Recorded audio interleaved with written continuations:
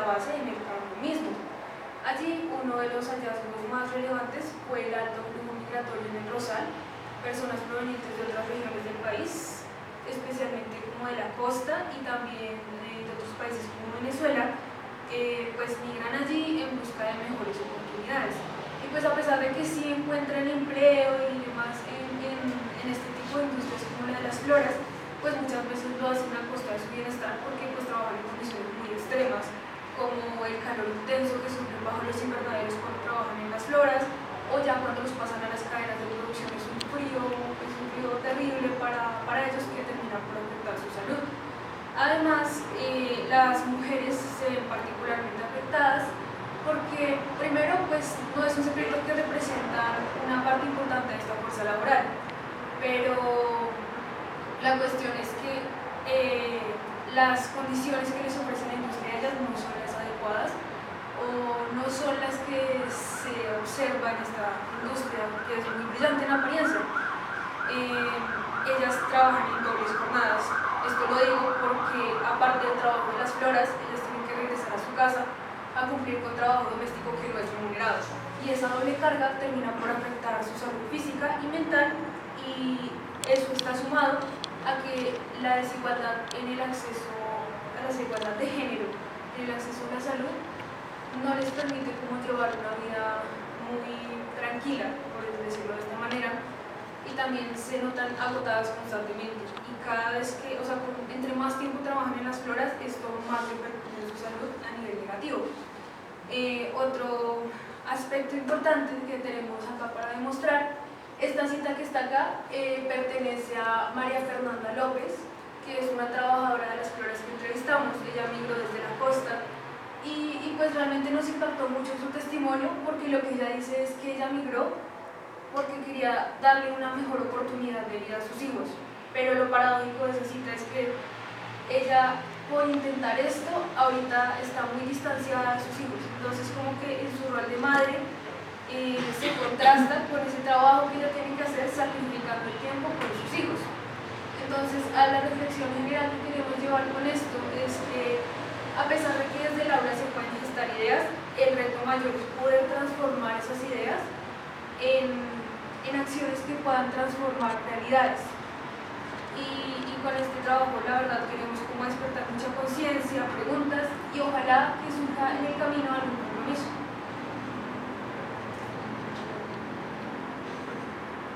Bueno, yo vengo a hablarles un poco acerca de la historia del Rosal. El Rosal es un municipio que se ubica a 31.8 kilómetros de la capital, pero más o menos es como una hora y media de recorrido. Sin embargo, es un municipio el cual su historia está bastante olvidada. Para referirme a eso, quiero citarlo con una frase perteneciente al libro que tiene el nombre del municipio, el Rosal, y que fue escrito por el historiador del pueblo, que se llama Harry Mariner, y dice así: todo se sabe de la sabana de Bogotá, pero poco se sabe de la historia de Rosal como un municipio adscrito. Esto nos permite entender un punto de inicio, el cual comienza con la llegada de las comunidades muiscas al territorio de Suachoque, que en este caso Suachoque y el Rosal estaban unidos. Estas comunidades se hacían llamar los chincas y sus métodos de producción en especial eran de la agricultura. Sin embargo, no fue hasta 1903 cuando Vicenta González, una de las herederas de esos territorios, que antes se hacía llamar la Hacienda Santa Bárbara del Rosal, adquirió ese territorio y lo separó del municipio de Suachoque, creando así la independencia del Rosal. Esto para su época fue bastante histórico, porque nunca se había visto que una mujer pues tomara la iniciativa de crear un municipio y ser reconocida actualmente. Desde este punto, el Rosal se ha convertido en un territorio demasiado fértil. ¿A qué me refiero con esto? Que sus tierras son demasiado productoras y por eso se le conoce como el jardín de la sabana. En este caso, pues por la producción de flores. Sin embargo, yo que crecí en el municipio y que he vivido allí toda mi vida, puedo darme cuenta que es una realidad bastante acogedora. Es muy especial ver cómo los terrenos de donde se cultivan papa y demás tubérculos siguen dando producción. Lo mismo con las floras. Hay floras que llevan más de 40 años y siguen dando producción. O sea, eso significa que el rosal es un terreno pues apetecible para los productores de flores. Sin embargo, esto tiene una parte oscura que explicarán más adelante mis compañeras. El simbolismo de las flores, que es uno de los mayores productores económicos del rosal, tiene una parte buena y una parte mala. Como lo comentaba mi compañera, las flores siempre han sido símbolo. Han estado presentes en los momentos especiales de las personas, como lo son los nacimientos, los matrimonios o hasta la misma muerte.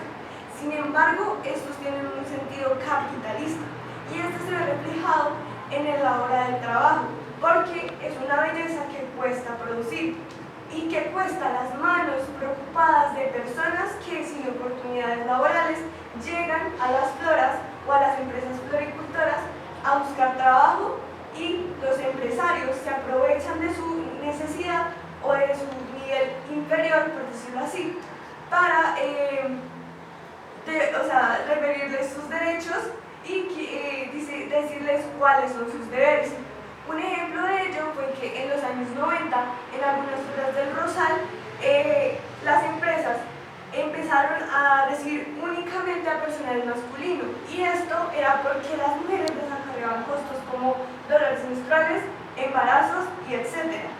Hoy en día las floras reciben personas de 18 años en adelante con o sin experiencia, cosa que ha cambiado también porque antes se recibían niños de cualquier edad. Ahora el género no importa. Antes de pronto sí pues había una variabilidad, pero ahora pues no importa ni la edad ni el género, que son factores que crean vulnerabilidad. Ahora, continuando con el tema de la migración interna es un factor que consecuentemente genera que las personas en búsqueda de oportunidades laborales acepten cualquier tipo de trabajo, incluso si ello es consecuencia de no tener unas buenas condiciones laborales. Según el DANE, en un estudio que realiza sobre la migración de personas hacia Bogotá y su área metropolitana, el Rosal en el 2014 contaba con un 42% de oportunidades laborales. Aunque actualmente no hay estudios actualizados sobre este tema, se sabe que la mayoría de trabajos que se encuentran en el Rosal son sus flores.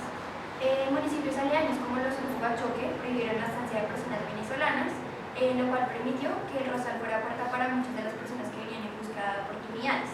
Durante nuestra investigación pudimos darnos cuenta que estas personas eran provenientes de Venezuela, comunidades guajiras e incluso personas de la costa, como la mencionaban mis compañeros. Ahora bien, hablando sobre la explotación y las condiciones de trabajo, respecto a las condiciones de trabajo de las personas que recogen flores en el Rosal, Cundinamarca, son bastante precarias, ya que empresas como Splendor Flowers, los trabajadores han venido presentando retardo en el pago de sus salarios, incluso implementando prácticas ilegales como lo son la creación de cooperativas de trabajo asociado, que les ha reducido su salario a la mitad del salario mínimo vigente en Colombia. Esto ha despertado que sus trabajadores hagan huelgas y los sindicatos protesten y exijan el salario mínimo legal, y que además de esto les den las condiciones laborales dignas en Colombia.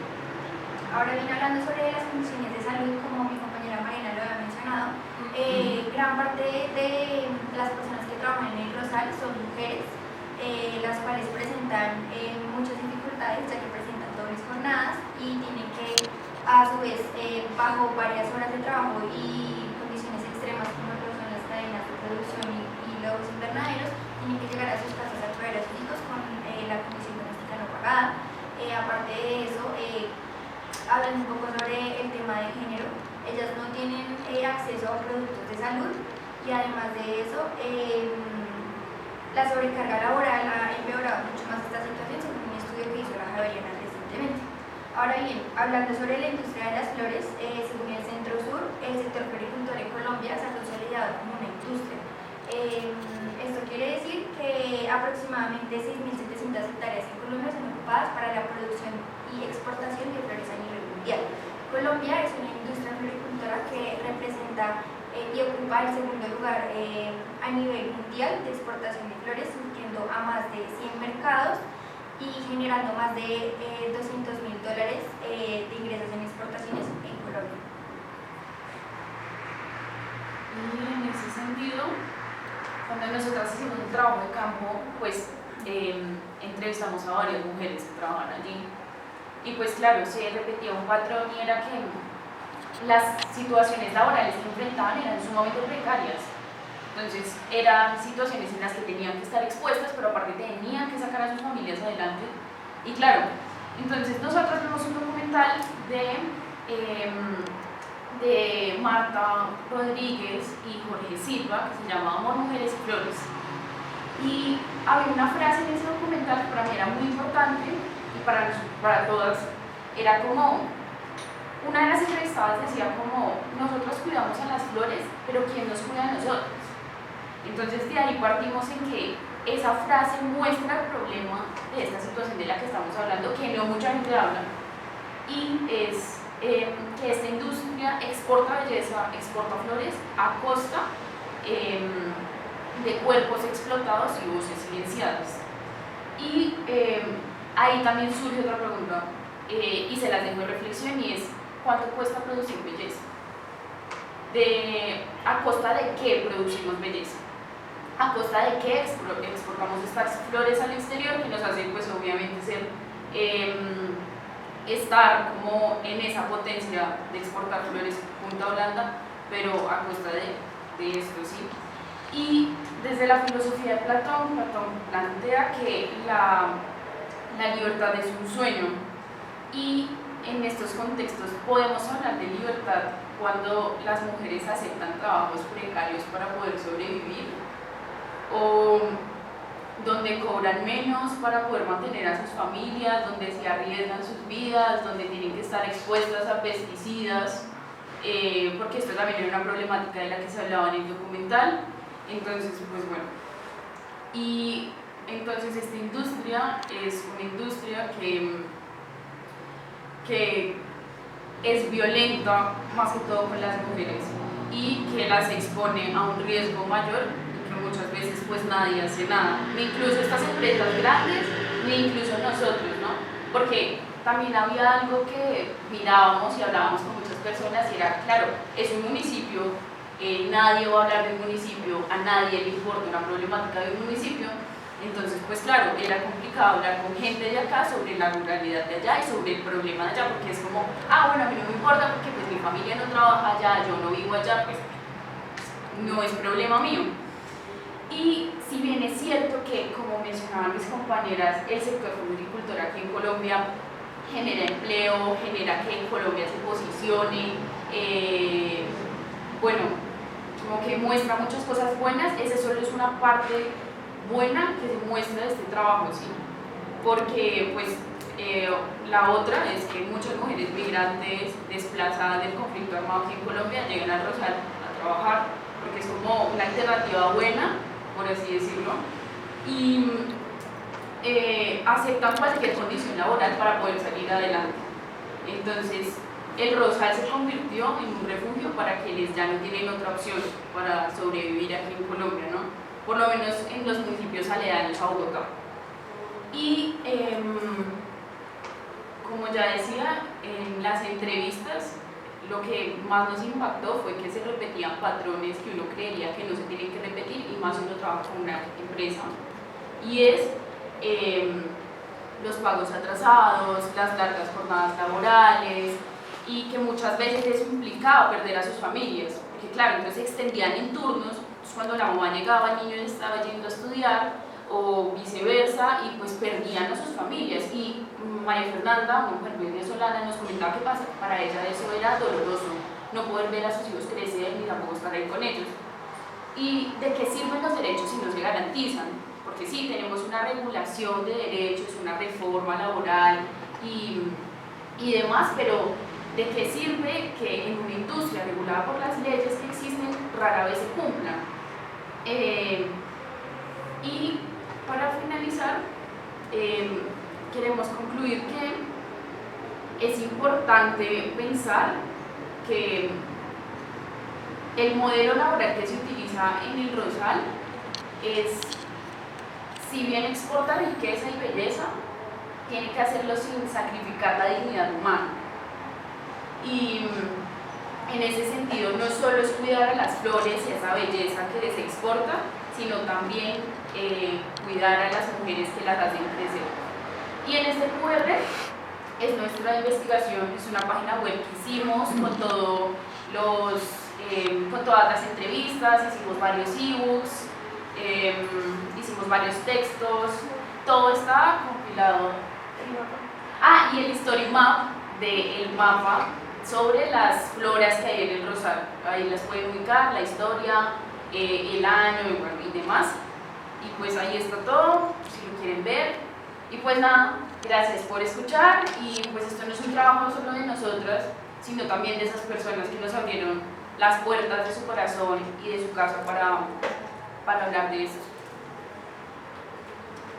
Gracias.